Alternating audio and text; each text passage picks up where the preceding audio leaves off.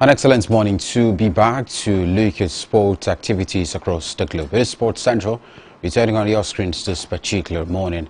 And I am Mutabe David. Exciting stories in the world of sport to look forward to, from the exciting world of basketball to the world of tennis, where the clear swing is currently up and running. Clear-cut competition across the WTA and, of course, ATP level.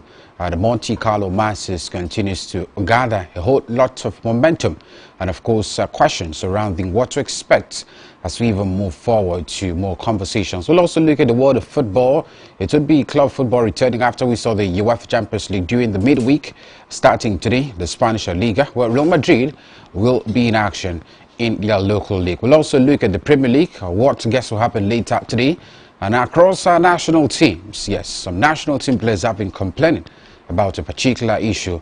We'll also have that conversation on the show this fine morning. But before we talk about all of that extensively, let's first of all bring you up to speed with big development making rounds in the exciting world of sports. Welcome to the show.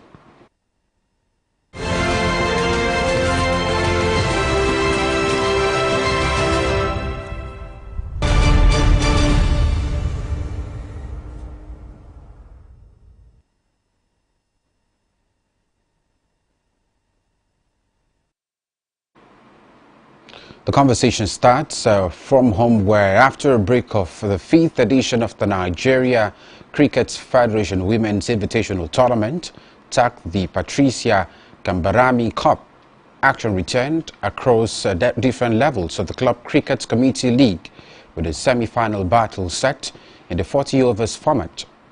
The semi-final matches will be decided simultaneously on Saturday at the Uninak Cricket Oval, at the Tafewa Balewa Square Cricket Oval. At the Unilag Cricket Oval, Ibeju Lekki Cricket Club will take on Rocks of Abeokuta, while Island Titans and Super Eagles Cricket Club will slug it out at TBS. The semi-finalists emerged as table toppers after a tough round-robin stage involving 12 teams competing in 4 groups of 3 teams each. Away from bad to the world of tennis, where Carlos Alcaraz watched a flying start slipped into a tense battle on Thursday at the Monte Carlo Masters, but the defending champion ultimately held firm to secure his return to the quarterfinals. The #1 player in the ATP rankings burst out of the blocks against Thomas Martin Echeverry, and despite entering a 3-set scrap, Alcaraz scarfed out a hard-fought 6-1, 4-6, 6-3 victory after spraying 23 unforced errors in the second set and briefly appearing short of answers. The 22-year-old Spaniard sharpened his focus at just the right moment to keep his title defense alive. Although Echeverry, the reigning Rio ATP 500 champion, deserves credit for his second set surge, during which he railed off 4 straight games from 0-1 down, Alcaraz's shot selection wavered noticeably, at times overly aggressive. The Spaniard stayed committed to his approach despite an error-strewn deep, eventually rediscovering his full range in the decider to set a quarterfinal meeting with 8th seed Alexander Bublik. Alcaraz's quarterfinal opponents in Monte Carlo, Bublik, produced a statement performance towards the advance on Thursday. The Kazakhstani channeled his inner Roger Federer in a 6-2, 7-5 victory over Jiri Leheka in 75 minutes.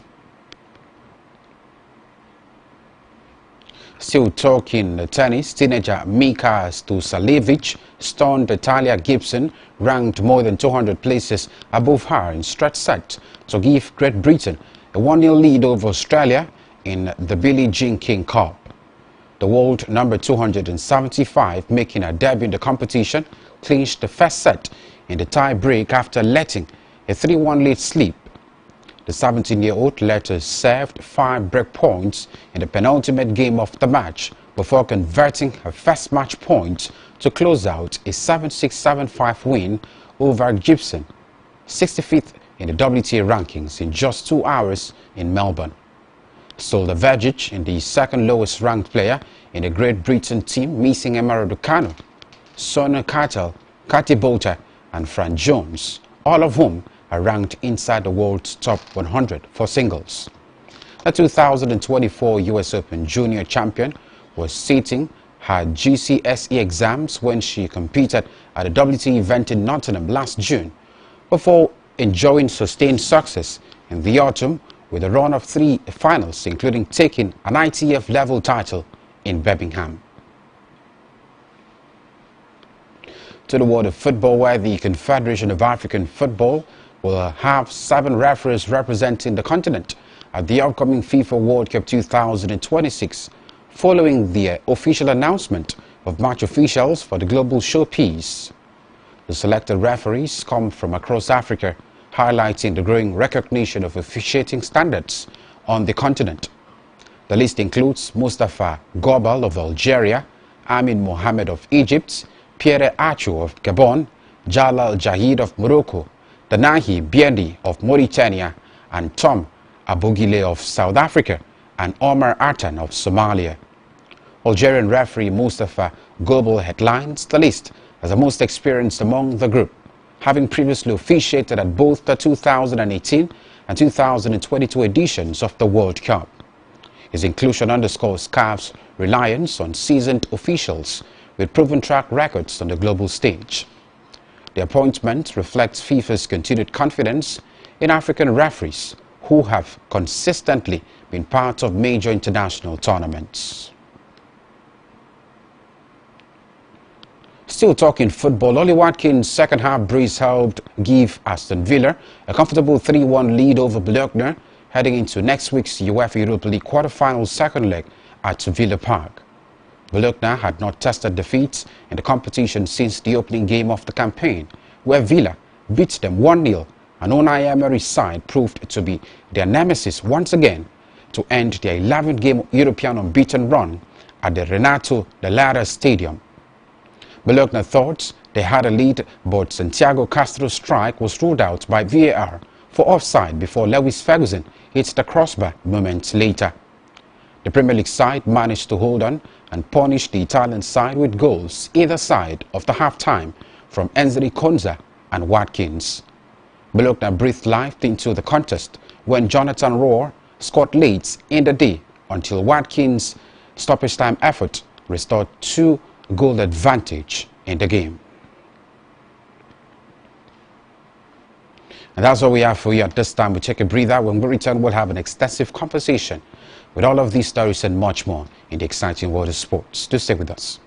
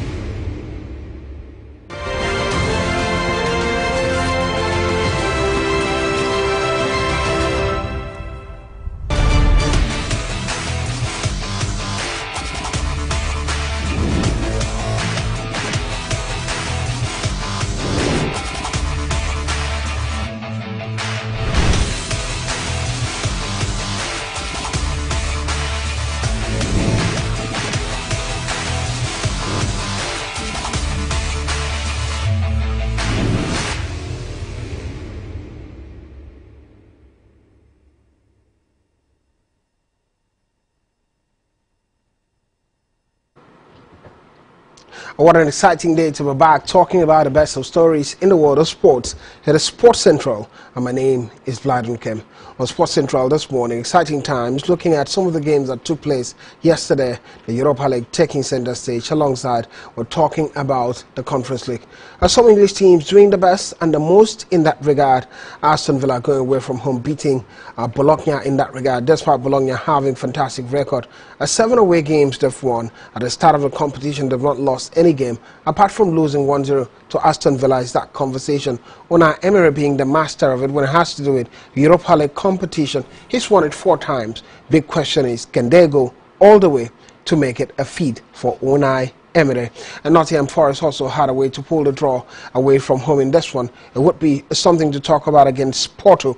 And looking at teams like Shakhtar Donetsk and what they've been able to achieve, beating AEK Athens in this one, despite the country, Ukraine, being under war threats from Russia. We'll talk about the world of tennis, the excitement of the Monte Carlo Masters taking center stage, a similar world of basketball, and trust me, football stories around the world and from a Nigeria's perspective. Well, I'm not alone in the house. It's David being a part of the mix. Exciting to talk about all of this alongside him.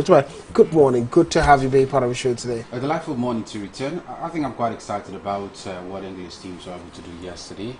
Not the same situation we saw in the Champions League for some English teams. All of the 3 English teams, Crystal Palace, talk about Nottingham Forest, Aston Villa, all got wins. And I think in the Conference League, maybe some could also say Crystal Palace, one of the favourites to get that one, because when you beat a team like Fiorentina 3-0 in the first leg of your Conference League quarter-final phase, it certainly puts you in a better position heading to the second leg to qualify to the semi-finals. Please to return.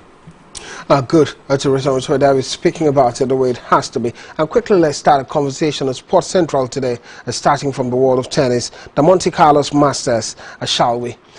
The conversation begins with Carlos Alcaraz, world number 1, after some rebounding from a 23-error set to return to Monte Carlo's quarterfinals. Well, David, you talked about it during the point where we talked about sports wrap-up. We're seeing the energy and the enigma that comes with Carlos Alcaraz and a struggle in this one, especially when playing the likes of Echeverry and moving forward. But somehow, a world number 1 remains world number 1, and he's in the quarterfinals of it. I think it was basically about the very fact that Carlos Alcaraz was leading at some point in that game. Many would also look at the very fact that he felt very comfortable at some point until the man Echeverry, clutched back in the second set and tried to do, something very handy. And Carlos Alcaraz, owing to the very fact that he's also got the ambition of winning the Monte Carlo Masters. Don't forget, at the start of the Monte Carlo, we talked about the clay swing and how he's also been able to be very comfortable with clear-cut competitions. So I think the man Carlos Alcaraz usually always finds way of standing out, and that was what happened yesterday. Despite Echeverry giving him a very good run, it certainly meant Carlos Alcaraz had to show some signs of quality and superiority over his opponent.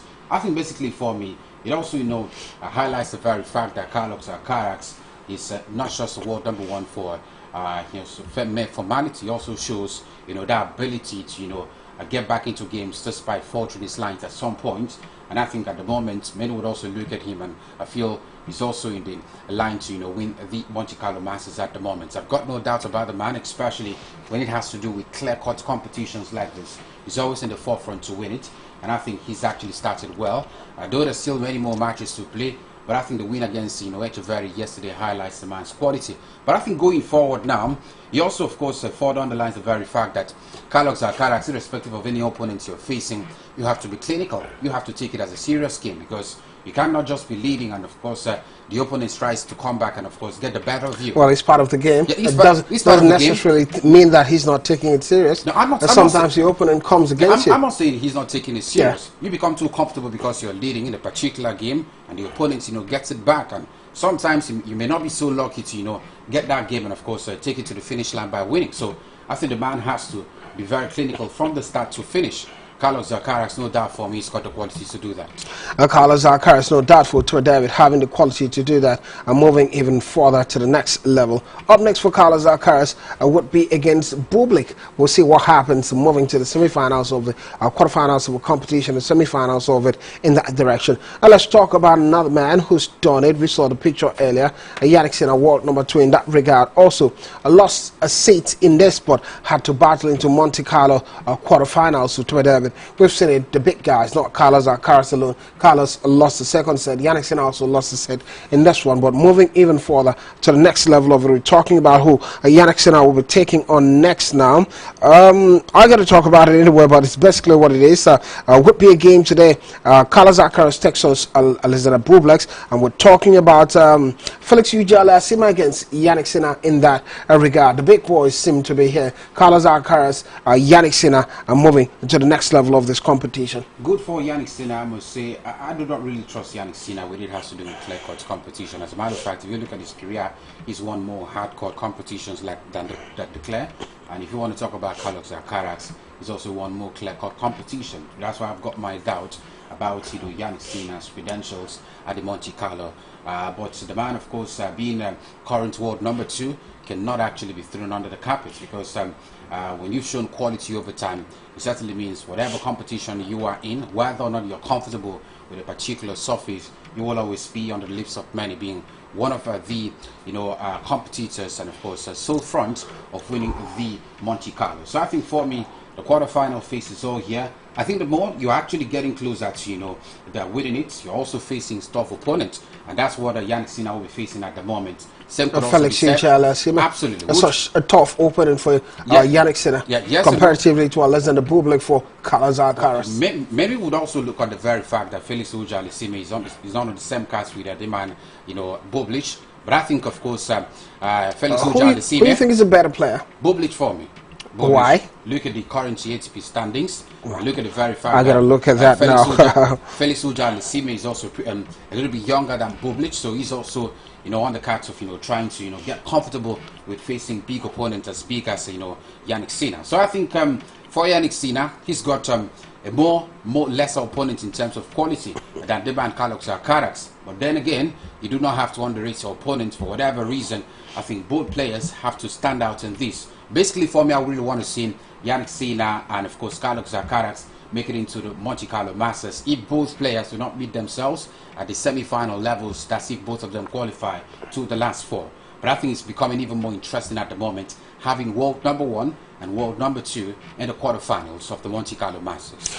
World number 1 and world number 2 in the semi-finals of Monte Carlo Masters, getting so interesting to talk about even further. Part of the conversation we'll look at will be other superstars that have done that bit in this regard. We're talking about the likes of Veteran and making history. Veteran has a way of making history now in Monte Carlo, digging deep for quarterfinal sports. So the lads are in the quarterfinals and competing for the finals. Another player, Fonseca of Brazil, also breaking new grounds in Monte Carlo with a super special run in that regard. But up next would be Alexander Zverev, after Zverev had sung his opening Bergs to reach a quarterfinal. So we're having Fonseca face Alexander Zverev. So some of the top names you could think of. Many would argue that this competition, end of it, might just be between Carlos Alcaraz and Yannick Sinner, but we still have Alexander Zverev in there. In recent times, we've seen Alexander Zverev propelled to the final, but winning it has been a concern against the big lots. I do not know whether the German has got some level of near success syndrome, because we've seen that over time. Especially he gets to falter more when you have either of Yannick Sinner or Carlos Alcaraz make it to the finals of the major. The younger lads came up and changed the ball game entirely. It took tennis to another level from where what's his name now, or was at the moment Zverev was there. Yeah, typically you look at Alexander Zverev and look at the likes of Yannick Sinner and Carlos Alcaraz, you think Alexander Zverev should be more up there in terms of quality, in terms of the ATP standings. Yeah, he came out before them. Similar to Medvedev. Before was Alexander Zverev, Medvedev, and Novak Djokovic, and the rest of them, the new generation. But the young generations come out and beat all of them out of it. I think the only difference for Alexander Zverev, as regards the others who in recent times we've also seen breaking into the top 3, the likes of Stefanos Tsitsipas, and Medvedev, and the rest, is the very fact that he's been able to consistently maintain the top 3. You always find him in the top 3 of the ATP rankings And I think for me, I really want to see him break that ceiling or breaking into the top two, maybe top number one as well. But I know it's not really easy for the German international.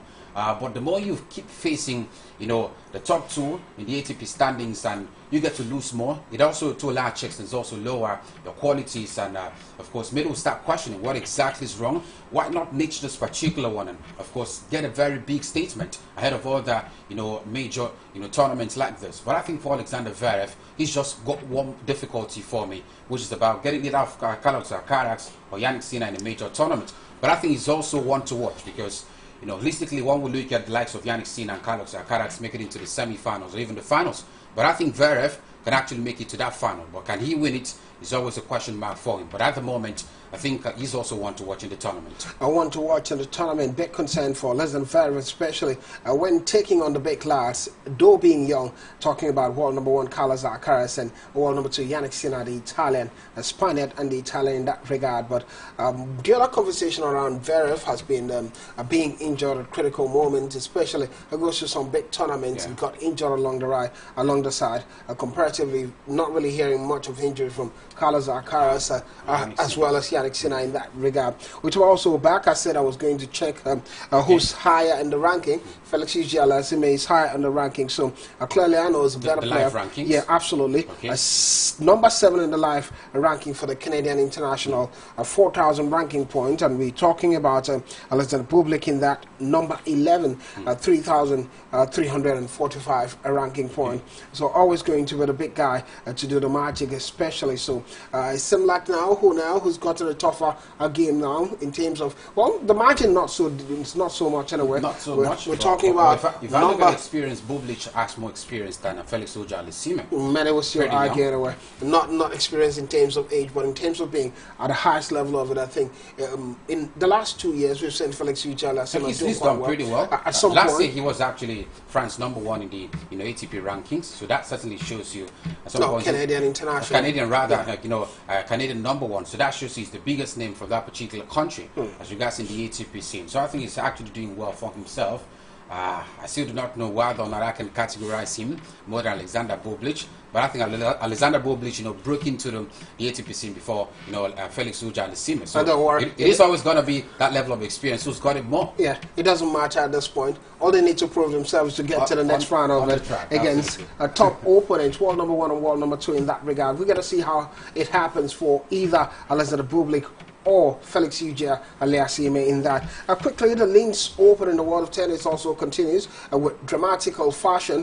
Talking about local wildcard Tiger edging Samsonova in trailer to reach Linz quarterfinals from a women's point of view. At the WTA tournament still in Linz.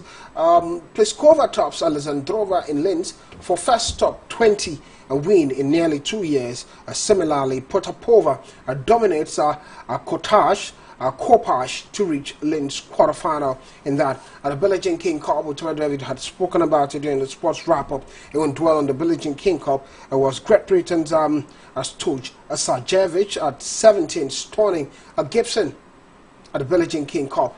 Defeats at the end of, debut for her at the end of it, but making all the difference to talk about it quickly. We're switching gear to look at the world of basketball. Now, basketball comes with its intrigue and its excitement on its own. Bronny James back to the talking point of the story.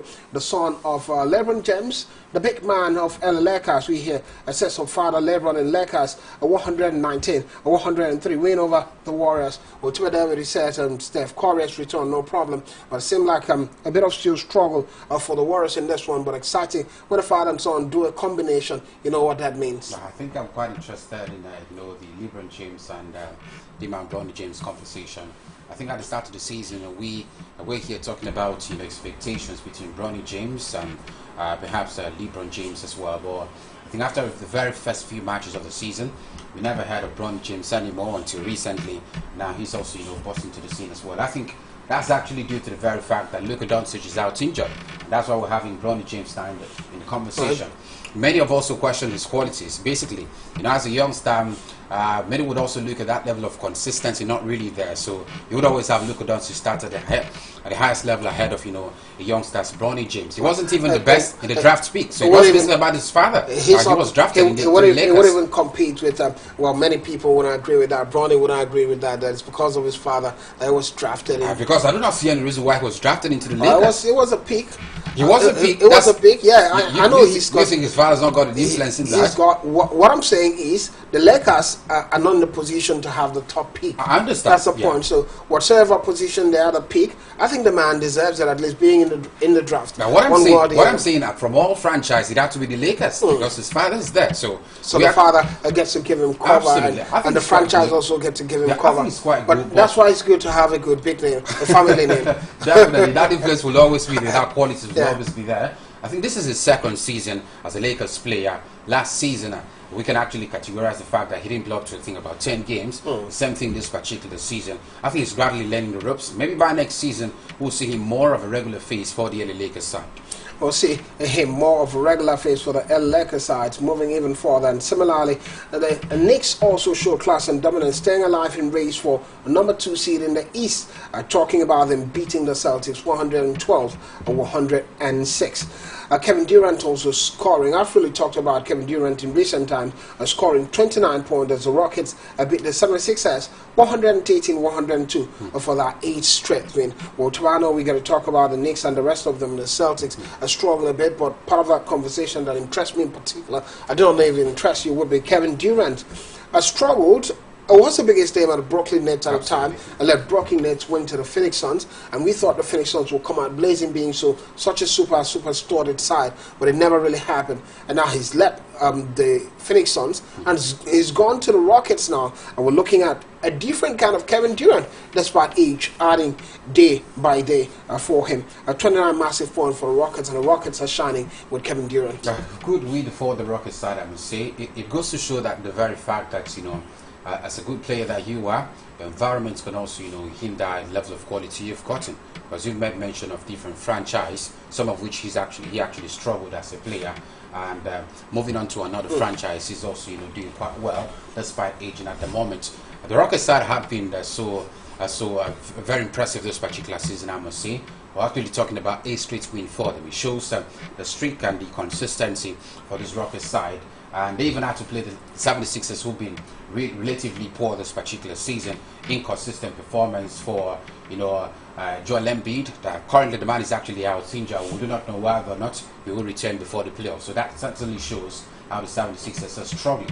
But the Rockets side, absolutely brilliant side this season. I think if you count out the OKC, you maybe of course make mention of the San Antonio Spurs, you put the Rockets in that mix. Arguably one of the sides that have also got higher wins in terms of the winning rates, particularly this season. And I think Kevin Durant is also part of that success story. The man's quality never in doubt. Having played for the side time and time again, and he would always deliver at the highest level. He'll always deliver at the highest level. It's that conversation what it has to do with the big man in that regard, Durant and the team and what they've been able to achieve. Well, to David, I gotta show you something. One guy that scored for the Warriors, guess his name, Charles Barkley. We'll talk about Charles Barkley in a bit. But quickly, let's talk about the Pacers, as it got a double in this one, double-digit scoring from 7 players in 123-94 win over the Nets. And the Bulls, Chicago Bulls, getting 119 a win to 108 a point against the Wizards. And the Raptors move closer to playoffs, a bet by beating slumping Heat 128-114. In the coming days, we get to talk about the playoffs beat and who gets to qualify or not, probably. Next week when we return, we're going to look forward to which team goes all the way and on and on and on. But let's talk about Charles Barkley for me of Golden State Warriors in this particular game, where they lost to LeBron James' side. LeBron James had some wonderful number, but it was Charles Barkley who had just 12 points for the Warriors. So good to hear the name Charles Barkley and be part of this mix. I think it's quite good. Reminds me of Calvin Barkley for the Super Eagles of Nigeria. Yeah. I do not know whether he's actually switched or signed allegiance to represent the Tigers of Nigeria. But it's quite good whenever you hear, you know, names like this of Nigerian descent and doing quite well in the NBA. I think many Nigerian players are actually in the NBA, because if I look at the roster of the Tigers of Nigeria, whenever they have international engagement, you mostly see them right there. But I think the problem is also always all about team cohesion, the quality of the gaffer at the D-Tigers level. That's why recently they've actually been far from convincing as compared to the D-Tigers of Nigeria. But quality-wise, Nigerian players are doing quite well in the diaspora. Well, and I must say, men also even argue about the quality that decides to come play for Nigeria. It could also be comparatively, a thing. Yeah. Especially when they're trying to do the combination with the home-based players and with the foreign pros. And sometimes when these games take place, it becomes so difficult to have foreign pros come back and join them, especially during the qualifiers. But you talking about the main tournament now, the Afro Basket, when it really happens himself, the Nations Cup, and the quality around, and just as you mentioned, the coach also could play a factor in all of this. But now we'll go on a quick break, and when we're back, the conversation continues in the world of sport, and will be football stories all around the world, looking at the Conference League, the Europa League, and every story regarding the Super Falcons scam. There have been controversies here and there about clarity in that. We'll talk about it when we come back from the break. Don't go anywhere.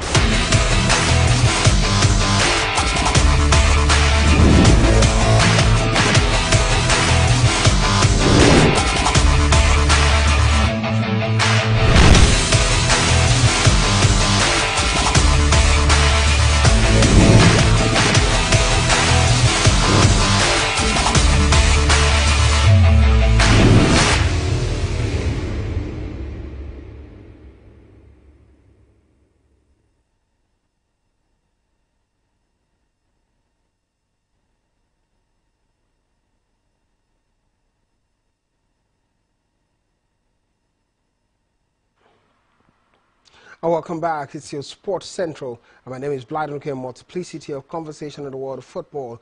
And football, here we go. I'm still not alone today, being part of that mix.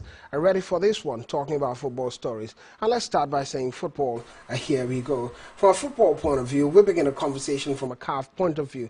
And we hear 7 referees from Africa has been added to be part of the World Cup. A list of the referees have been mentioned during the sports wrap-up if you listen in. And let me just go through a bit of that list. It includes Mustafa Gobal of Algeria, Amin Mohamed of Egypt, Pre Acho of Gabon, and Jalal Jayed of Morocco. And we're talking about Dahen Mbaide of Mauritania, and Tom Abogile of South Africa, and Omar Atan, Somalia, in that regard. Well, the leading referee in this one, October David, is Mustafa Gobal, headlining all we have to talk about. But a stack of 7 referees seems like something good. Yes, it's an expanded World Cup, so you expect about 48 teams participating in this one. So more matches to be played. So you expect more referees from each zone to be part of it. So good. When tournaments are expanded, at least some people benefit from it. The referees benefit in this one. But 7 referees from Africa, that's a good one. Not to talk of Nigeria in this case anyway. Well, I think it's quite good for Africa. Basically, it also shows that on the continent of Africa, despite some level of discrepancies and controversies, we still have quality referees that even in the international body, which is FIFA, also recognize it to be part of it as well. I think if we look at those referees in the countries, one would also, highlights the very fact that West Africa actually struggling as well in terms of, producing at leist one referee for the international body. I've not seen any referee right there from a West African perspective, and it's very worrisome for Somalia, I can interrupt your thought. You'll continue because something piqued my attention. Yeah. Let's have a look at the picture of the referee again. The referee again, and the Congolese referee. Yeah, he's not part of it. Who was at the final? Yes, he's not part of it. Yes. And that's one beautiful thing about despite the referee not owning up to the controversy that came with that final. But one beautiful thing about FIFA, FIFA always tried to come clean. He's not been included in it, because if you included him, it would now raise the dust about what happened at the Nations Cup. Everyone will be talking about it every time he picks up a whistle. So fantastic from a FIFA point of view. But continue with your line of thought, because I saw the picture. Yes. I had to talk about it immediately. I think it's quite good because even the game was still very disputed at the moment, still in the courts. But I don't want you to miss your line of thought. We're talking about West Africa. I'll come back to All that. Right. So it's quite good to exempt the man from being part of the FIFA World Cup. But I think my concern, just like I said, would be about referees from the West African zone. Yeah. Over time, we've actually had West African competition from the WAFU Zone B qualifiers, both at the age grade tournament to the senior level. We've not actually had West African referees standing out. One would actually ask questions: what exactly is going on? Because we've also have a West African Union, a football association as well, where the NFF president is also part of it. What exactly are we not doing well to at least get the numbers right as regards what other zones are actually having on the continent of Africa? Even if we have the African Cup of Nations now, you barely see a West African referee being part of the AFCON, a major tournament on the continent of Africa. I think we have got to improve. But 7 referees at the FIFA World Cup from Africa, it shows the quality we've had. Some continents do not even have up to 7. So I think going forward, if we actually improve right here from our local leagues to basically continental engagement, we'll also add up the numbers more than 7 we're having at the moment. More than 7 we're having at the moment. A brief answer to the question you're asking when it has to do with West African referees. Definitely, your league has to be high up there. Look at Africa. Some of the best referees are coming from the north and then South Africa. And they have the best leagues in Africa at the moment. And so that's where the picture comes in. And it's a big responsibility to the NFF Nigeria Premier Football League organizing body. They have to do more referee welfare and the quality of the game. And now let's talk about something interesting. It would be about Super Falcons goalkeeper. She's really frustrated and has come out to really complain. Well, first before that, Wolfram Didi said to me his remainder of the season through injury. I just had to squeeze that in. So Nadozie Star voices a frustration as Super WAFCON plans remain unclear. Remember, the Super Falcons were to play a friendly match in preparation to the Nations Cup, and guess what's happened? The match was cancelled due to the withdrawal of the Cape Verde team. And now the goalkeepers, and not just the goalkeeper, the captain of the side, Ajibade also, we saw the text, the message she sent to an official of the NFF making rounds on social media. They're complaining about it. A couple of the fact that the Super Eagles just finished some friendly matches during the international window break against Iran and who else there? Jordan. And now they're having another 4-nation tournament, the Unity Cup, and it seems like we don't care about the ladies as well. I think I had this, I started talking about the women's team and preparations ahead of major international engagement last year. And many would say, over the years we've actually conquered and dominated the continent of Africa. But you can't also underrate the very fact that other nations in women's football are growing. Recently we've got Morocco national women's team also growing to that level where we'll get to, of course, dig very deep before we get the best of them. And the upcoming WAFCON also serves as a qualifier for the FIFA Women's World Cup, which actually means the Super Falcons have to, get to the semi-finals of the WAFCON to be able to qualify for the FIFA World Cup. So that certainly shows huge concerns. We allow complacency to take the better of us, and that's why we're struggling even in the age-grade competition. At the moments where you feel that you've conquered this thing over and over again, you will not actually pay much attention to that particular thing anymore, because you feel whenever you go, you will always do it. And that's why we're actually seeing, some of our age group tournaments or competitions also being degraded at the moment. The Super Eagles of Nigeria, just like you've mentioned, they played many games from the start of last year. They played more than the women's game. Even last year we had, the WAFCON, the Super Falcons of Nigeria play lesser games during the international friendly. So all of these are concerning. They went on to win the WAFCON. Yeah, they so did. NFF they struggled. So NFF are saying, we keep talking about them struggling. Many Africans don't think so. What happened? The one of the Copper Queens in the cost of it. In 2013, where the Super Eagles won their last AFCON, we saw what happened afterwards. They still honored the international friendly matches, played in many international competitions. That's what I'm going so why is the women's team of course, quite a different case from what we've seen from the men. I'm not trying to make excuses. I'm just trying to picture the mindset of the NFF. They're saying, come on, these girls will go all the way and win the tournament, so why waste money at this point? Until we and keep do all the logistics game. that comes with it. After all, they're going all the way to win it. They know the Super Eagles, it won't be easy for them to win it, and so they spend lots of money on preparing them. But that's what I say. Last time out, they didn't play any friendly, and they went on to win the Nations Cup Mission X. Who knows, maybe it's good for them not to play friendlies and go on to win it. Well, it's not working that way when it has to do with football. Anyway, it's basically what it is. I do not think they're going to go all the way and win it the second time. Maybe it gets to happen, you never can tell. Anyway, about the NFF have assured of partial payment to make national team a bonus complaint. On encompassing in the women's game. Angola have announced a former Senegal boss, Ali Cisse, as their new coach. Well, Ali Cisse, since last year, was drafted to be the coach of Libya, and he's really done a job in the space of 1 month, definitely, but he's been owed about, there were rumors about being, not rumors now, concerns, financial concerns, that he was owed about 8 months salary at the time, and due to financial constraint, he's left them. Ali Cisse, being the coach of Libya at the time, had he's played 10 games here, 10 games within that period, a short span of time, and guess what? 3 wins for him, 5 draws, and 2 losses. Last 2 draws were against Niger and one other team in that regard. And maybe but we have to move ahead and talk about a key thing as time is almost at the Europa League. Aston Villa were in control after Watskin brace against Bologna, beating Bologna 3-1 away from home. I'm talking about Porto Holler gifting Nottingham Forest or hope an own goal. Porto could have won it 1-0 barely 7 minutes after an own goal in that relay COVID, and Oliver and Taylor selected as a World Cup referees from England. Well, Champions League, Barcelona are complaining to UEFA about the VAR in Atletico's loss. Well, it's a concern that they spoke about the referee in that regard. And Real Madrid's Champions League fight back starts as they face Girona in the games to the West Ham take on Wolverhampton Wanderers. Who took a last shot before we get to that, I don't know, 5 times. Well, the man has always been used to winning the second tier of European football, so I'm not surprised that they're doing well at the moment.